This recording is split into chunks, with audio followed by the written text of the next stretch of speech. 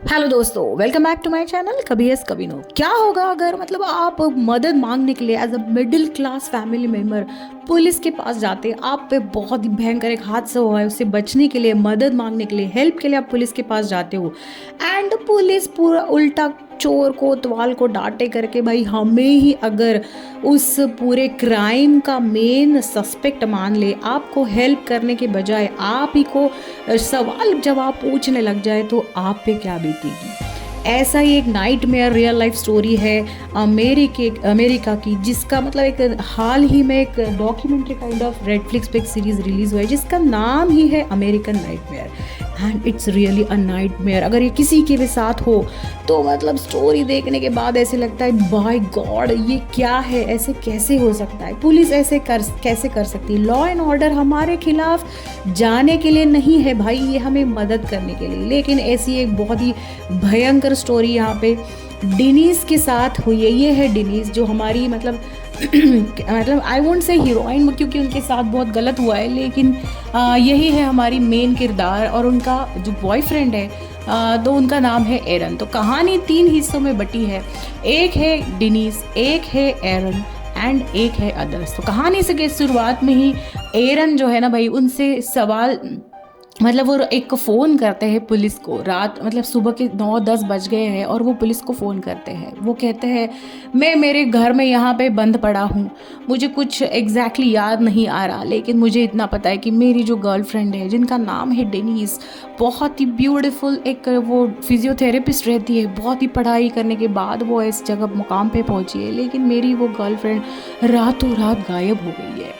Police वहाँ पे उनको मदद करने के लिए आते हैं। एरन को वो लेके कस्टडी में लेके वो पुलिस स्टेशन लेके जाते हैं। भाई एरन को लगता है कि अब मुझे मदद मिलेगी, डिनीज जो गायब हुई है, आई जस्ट होप उसके साथ कुछ बुरा ना हो। वो पुलिस से कहते हैं कि रात में भाई हम हमारे घर पे थे, तब एक कुछ लोगों ने हम पे अटैक किया और अटैक करने के बाद उन्होंने कहा कि मुझे 20,000 तुम देना, और वो डिनीज को पकड़ के लेके गए। और मुझे पता नहीं, उन्होंने मुझे मतलब ऐसे सेडेटिव्स मतलब वही नींद वाली गोली कुछ इंजेक्शन दिए हैं और उन्होंने वो डेनीस को भी दिए थे। और शायद 2-4 लोग थे, अंधेरा था, मुझे एग्जैक्टली पता नहीं एग्जैक्टली क्या हो रहा था, लेकिन कुछ मतलब समझने के पहले ही उन्होंने मुझसे डिनीस को वहाँ से वो उठा के लेके गए और वो मुझे बस मदद करो, डिनीस को किसी ने मारा तो नहीं, मुझे पता नहीं, मुझे बस इतना पता है कि उनका मुझे मैसेज आया है, $20,000 उन्होंने मांगे हैं और वो कह रहे हैं अगर मैं उन्हें ये पैसे दे दूँ तो डिनीस मुझे वापस मिल जाएगी। एरन को लगा भाई पुलिस अब मुझे मदद करेगी, लेकिन पुलिस जो है ना भाई, उल्टा एरन को उन्होंने सवाल जवाब शुरू कर दिए।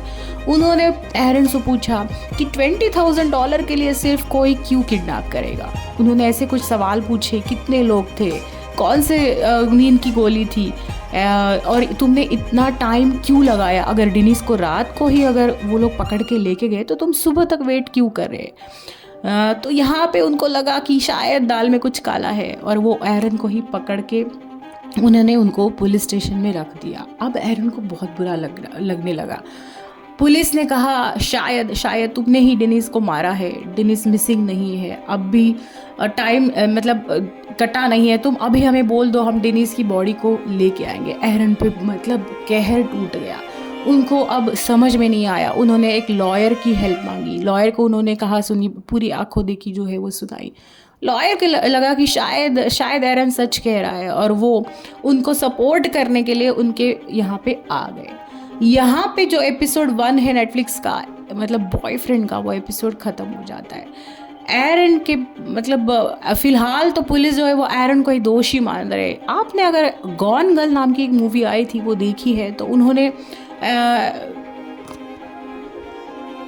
तो ये थी एरन की पूरी स्टोरी। लेकिन अब बात ऐसी हो जाती कि 48 आवर्स हो जाते हैं, एरन को कोई कॉल कोई अगला मैसेज नहीं आता है कि पैसे कहाँ लेके आने, किधर लेके आने। लेकिन भाई 48 आवर्स के बाद डेनिस का जो घर है वो उस घर में वॉक करते करते चलते चलते आ जाती है। सीसीटीवी फुटेज में भी उनके घर के बाहर जो सीसीटीवी लगा हुआ होता है वहाँ पे वो फुटेज में वो दिखाई देती है। वो घर पे आके अपने फादर को कॉल करती है, उनसे कहती है मैं घर पे वापस आ गई हूँ। अब एरन को पता नहीं कि डेनिस के साथ क्या हुआ है, लेकिन एरन की स्टोरी तो सच निकलती कि भाई उन्होंने जो जो कहा है कि रात में कुछ लोग आए थे, उनको नींद की गोलियां दी गई थी, इंजेक्शन दी गए थे, ये बात तो सही निकलती है। और एरन ने डेनिस को तो ज़रूर नहीं मारा है क्योंकि वो जिंदा वापस आ गई, लेकिन अब किसी को पता नहीं कि डेनिस के साथ हुआ तो हुआ क्या, वो 48 आवर्स कहाँ थी। वो पुलिस को इन्फॉर्म करती है कि मैं सही सलामत घर पे वापस आ गई हूँ। तब अब तहकीकात करने के लिए पुलिस उनको पुलिस स्टेशन बुलाते हैं। अब बात ऐसी है ना, हर जगह पे ये बात फैल जाती है कि डेनिस ने खुद ही ने ये एक जाल रचा है। जैसे गॉन गर्ल मूवी थी, उस मूवी में भी ऐसे ही होता है। जो मेन हीरोइन होती है ना, वो अपने हस्बैंड को फंसाने के लिए बहुत कुछ ऐसे कांड करती है और अल्टीमेटली वो हस्बैंड को उनकी बात माननी पड़ती है। और उनका उस सेम सिमिलर स्टोरी भाई डेनिस ने रची है। ऐसी हर जगह पे स्टोरी वायरल हो जाती है। उनके रिलेटिव्स, उनके फ्रेंड्स, सबको लगता है कि शायद डेनिस ने ये एरन को फंसाने के लिए, एरन को डराने के लिए, और एरन को जब भी मतलब अगर वो उनके खिलाफ जाएंगे तो उनको उस जाल में फंसाने के लिए ये सारी चीज़ें डेनिस ने की है। पुलिस उन पे आरोप लगाते हैं कि उन्होंने खुद को किडनैप किया था किसी की हेल्प लेके, और वो वापस आ गई है, उनको कुछ हुआ नहीं है। लेकिन भाई मतलब जो एपिसोड 2 है ना भाई, वहाँ पे डेनिस खुद अपनी आंखों देखी अपने आप बीती बता रही है। उनकी आंखों में आंसू आते हैं। पूरी स्टोरी बहुत भयंकर भयानक होती है। जिस रात वो एरन को मिलती है, उस रात भाई एक बंदा वहाँ पे आता है और रातों रात उनको मतलब नींद का इंजेक्शन लेके वहाँ से किडनैप करके एक जगह पे लेके जाता है। उनके पास, उनको पता नहीं, उनको जो स्विमिंग के गॉगल्स रहते हैं ना भाई, वैसे टेप उस गॉगल पे टेप लगा के उनको नींद के इंजेक्शन, नींद में ही वो रातों रात गाड़ी की डिक्की में डाल के वो एक बहुत ही भयंकर सुनसान जगह में, जंगल में लेके गए। वहाँ पे जाने के बाद उन्होंने एक कमरे में बंद करके रखा, लेकिन उन्होंने उनके साथ उनको मारा नहीं, उनको खाना भी टाइम पे दिया। लेकिन वहाँ पे जाने के बाद वो उनका फेस नहीं देख पाई। उनको पता नहीं था वो बंदा है तो है कौन। लेकिन वहाँ पे वो 48 आवर्स बंद थी। उस बंदे ने उनके साथ वहाँ पे 2 दिन कुछ गलत काम किए, रेप किया, और रेप करने के बाद उनको डराया धमकाया और उनको कहा कि अब मैं तुम्हें तुम्हारे घर पे छोड़ दूंगा, लेकिन अगर ये बात तुमने पुलिस को बताई तो मैं तुम्हारी पूरी फैमिली को छोड़ूंगा नहीं, मैं किसी को छोड़ूंगा नहीं। और 48 आवर्स के बाद उन्होंने डेनिस को घर पे छोड़ दिया। डर के मारे भाई वो बहुत सारी बातें उन्होंने उस वक्त पुलिस से छुपा के रखी, लेकिन उनको पता नहीं था ये एक्चुअल में कहाँ हुआ, किसने किया, किस बंदे ने किया, वो उनको कहाँ लेके गया।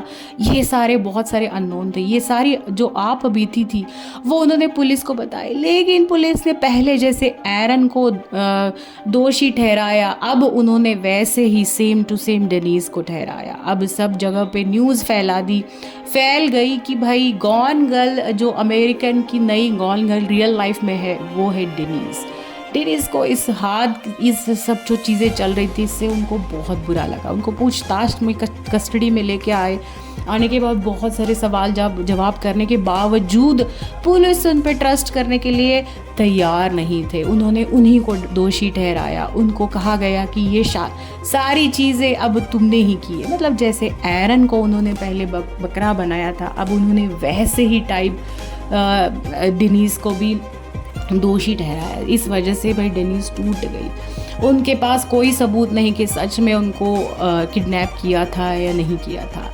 अब मतलब एरन को जब वो मिलने आई तब उनको बहुत बुरा लगा। उन दोनों को पता था कि एक्चुअल में क्या हुआ है। तो यहाँ पे भाई एपिसोड 2 जो है ना भाई, वो ख़त्म होता है, जहाँ पे मतलब एक था बॉयफ्रेंड मतलब एरन, और दूसरी थी डेनिस जो है हमारी, मतलब जिनके साथ बहुत बुरा हुआ या नहीं हुआ हमें ये एपिसोड 3 में ही पता चलेगा। इस सारे बीच भाई एक प्रेस कॉन्फ्रेंस, एक प्रेस वाला बंदा होता है, वहाँ पे उसको कुछ मेल्स आते हैं और उस मेल में भाई जो एक बंदा है वो कहता है, मैसेजेस करता है कि डेनिस के साथ जो हुआ है वो रियल हुआ है, मैं ही हूँ वो बंदा जिसने डेनिस को किडनैप किया है। बाद में वो उसको छोड़ने के बाद मेल करता है कि भाई मैं ही हूँ वो बंदा जिसने अब डेनिस को छोड़ दिया है। उस प्रेस वाले बंदे को समझ में नहीं आता ये मैसेजेस मुझे क्यों आ रहे हैं, लेकिन हर जगह पे फिलहाल के लिए तो डेनिस एक गॉन गर्ल जैसी, मतलब पूरे जगह पे उनको बदनामी की गई है और पुलिस उनकी बात टाल देते हैं और एरन की भी बात टाल देते हैं। फिलहाल के लिए एरन और डेनिस मिलते हैं, लेकिन अब उनको पता नहीं होता है कि आगे हम प्रूव कैसे करें कि हमारे साथ गलत हुआ है। यहाँ पे आते ही कहानी का पार्ट 3, जहाँ पे टाइटल है अदर्स, मतलब एक है एरन, एक है डेनिस और एक है अदर्स। अदर्स मतलब सच में ये हादसा उनके साथ हुआ या नहीं हुआ है।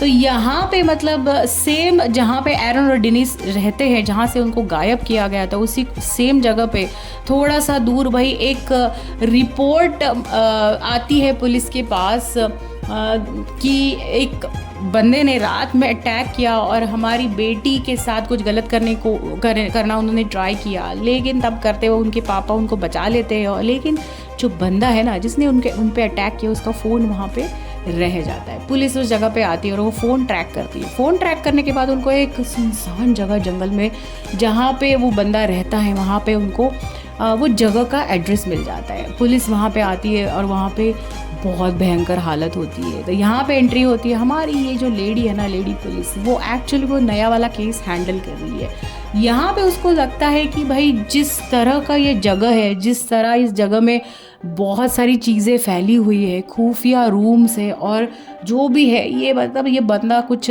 मतलब सीधा साधा बंदा है नहीं। वहाँ पे आके वो उनको मैथ्यू उनका नाम होता है, वो मैथ्यू को पकड़ लेते हैं और पुलिस हिरासत में लेके जाते हैं।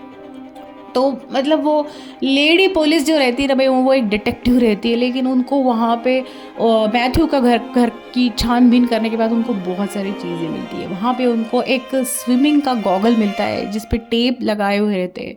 वहाँ पे उनको एक ब्लॉन्ड हेयर मिलता है, तो उनको लगता है ये ब्लॉन्ड हेयर तो उस विक्टिम का है नहीं जिसने ये पुलिस में रिपोर्ट दर्ज की है। तो वो अब ढूंढने में लग जाती है कि ये विक्टिम कौन है। भाई उस ब्लॉन्ड हेयर का वो डीएनए टेस्ट करवाती है और जब उनको रिपोर्ट आते हैं तब वो हक्का बक्का रह जाती है। तब उनको पता चलता है कि ये ब्लॉन्ड हेयर और किसी का नहीं, ये तो है मतलब डेनिस, हाँ वही गॉन गर्ल वाली केस जो बहुत भयंकर केस 3-4 साल पहले चल रही थी, उसी बंदी का ये बाल है। तो वहाँ पे तब उनको पता चलता है कि डेनिस जो कह रही थी वो सारी सच बातें हैं। मीनवाइल जो मैथ्यू है ना भाई, उनको जब उनका पूरा रिकॉर्ड पुलिस चेक करते हैं तब पता चलता है कि उनको बहुत सारे लेडीज़ ने उन पे बहुत सारे आरोप लगाए हैं। वो ऑलरेडी जेल की सज़ा काट चुके हैं और बहुत सारी जगहों पे उन्होंने उद्यम मचाया है। वो बहुत ही भयंकर अपराधी है। वो जेल की सज़ा काटने के बावजूद वो ये अपराध करते जा रहे हैं। और वही है मैथ्यू जो है, उन्होंने ही डेनिस को रातों रात अगवा कर लिया था, उन्होंने ही उनके साथ बहुत बुरा बर्ताव किया था। अब ये सारी चीज़ें पुलिस एरन और डेनिस को कन्फ्रंट करते हैं। तब जाके डेनिस को लगता है कि मैं और एरन जो बातें कर रहे थे उस पर आपने बिलीव नहीं किया। आपको लगा मैं गॉन गर्ल स्टोरी कर रही हूँ, एरन को फंसा रही हूँ।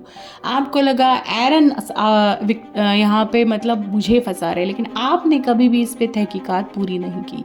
तो ये जो लेडी डिटेक्टिव है वो डेनिस और एरन को अपना एक मतलब अपना जो भी वो पूरी तहकीकात करती है उस वजह से वो बचा लेती है। तो जैसे तैसे करके ये केस सॉल्व हो जाता है, लेकिन डेनिस के बहुत सारे जो साल है उनका जो उनकी जो बदनामी पुलिस वालों की मतलब ना पूरा डिटेक्टिव गिरी नहीं करते हैं, तहकीकात अच्छी सी नहीं करते, उस वजह से जो बदनामी हो चुकी है उस वजह से वो टूट जाती है। उनको वो साल बहुत भयंकर जाते हैं, उनको बहुत सारी चीज़ें फेस करनी पड़ती है, ना अच्छी नौकरी मिल पाती है उस वजह से। तो अब फ़िलहाल के लिए तो डेनिस और एरन शादीशुदा है, उनके 2 छोटी छोटी बेटियां हैं। मैथ्यू जो बंदा है जिसने उनके साथ ये मतलब गंदी हरकतें की है, वो पुलिस ने उनको हिरासत में ले चुके हैं और वो फ़िलहाल तो जेल में सज़ा काट रहे हैं। तो यहाँ पे ये जो भयंकर कहानी है ये देखने के बाद मेरे तो होश उड़ गए थे। आई एम श्योर आपको भी उतना ही बुरा लगा होगा। तो ऐसी ही जो नई नई कहानी है नेटफ्लिक्स पे बहुत सारे जो OTT चैनल्स पे है उस पर अगर जो कहानी आई है मैं आपको सुनाती जाऊंगी। So keep listening to my channel जिसका नाम है कभी यस कभी नो। सो बहुत सारी suspense, thriller, comedy, Korean, English, Hindi सब कहानी यहाँ पे मिल जाएगी। So like, share and subscribe to my channel कभी यस कभी नो। बहुत सारी मूवीज़ देखिए एंड एंजॉय कीजिए। आई होप डेनिस और आयरन इस हादसे से बाहर आ चुके हैं और एक अच्छी खासी ज़िंदगी जी रहे हैं। फिलहाल तो डेनिस ने अपने इस हादसे पे एक बुक लिखी है ताकि वो सारी लड़कियों को एक हिम्मत दे, हौसला दे कि गलत होता है लेकिन उससे उभर के हमें बाहर आना चाहिए, लोगों को हेल्प मांगनी चाहिए। आई जस्ट होप कि they live a happily ever after life. Bye bye.